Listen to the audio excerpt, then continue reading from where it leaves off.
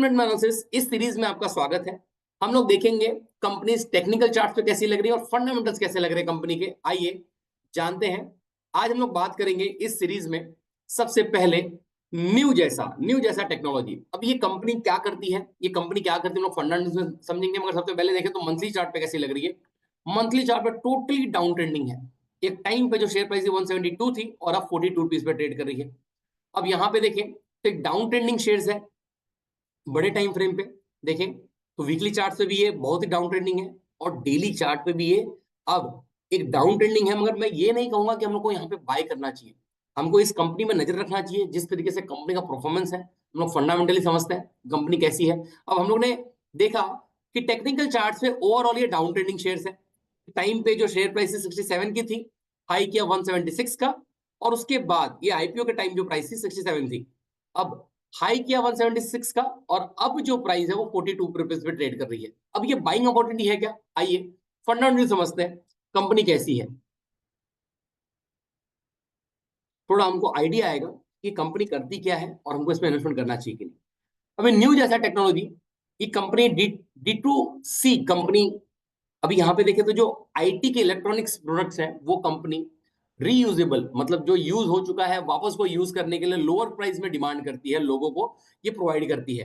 Company की websites भी है, हम वेबसाइट भी देखेंगे इस कंपनी का, आप देख सकते हैं यहाँ पे अलग अलग कैटेगरी है, अलग अलग प्रोडक्ट्स हैं और ये लोगों को सेल करती है।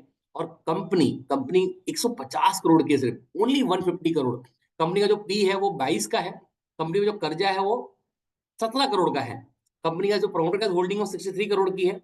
कंपनी का जो बुक वैल्यू है 25 का है। कंपनी 42 रुपीज पे ट्रेड कर रही है। ओवरऑल उन्होंने समझा कंपनी करती क्या है, लैपटॉप, मॉनिटर, टैबलेट्स, एसेसरीज सब कुछ डिस्काउंट प्राइस पे अवेलेबल करवाती है अपने वेबसाइट पर, वहां से बेचती है। और कंपनी की वैल्यूएशन सिर्फ 150 करोड़ है। अब आगे थोड़ा सा देखते हैं नंबर्स क्या है सेल्स के और कंपनी क्या कर रही है। देखिए तो कंपनी की जो ओवरऑल पोजीशन है वो थोड़ी गड़बड़ है अभी, पर कंपनी का रिटर्न ऑन इक्विटी ये अच्छा है, 37.3% का है।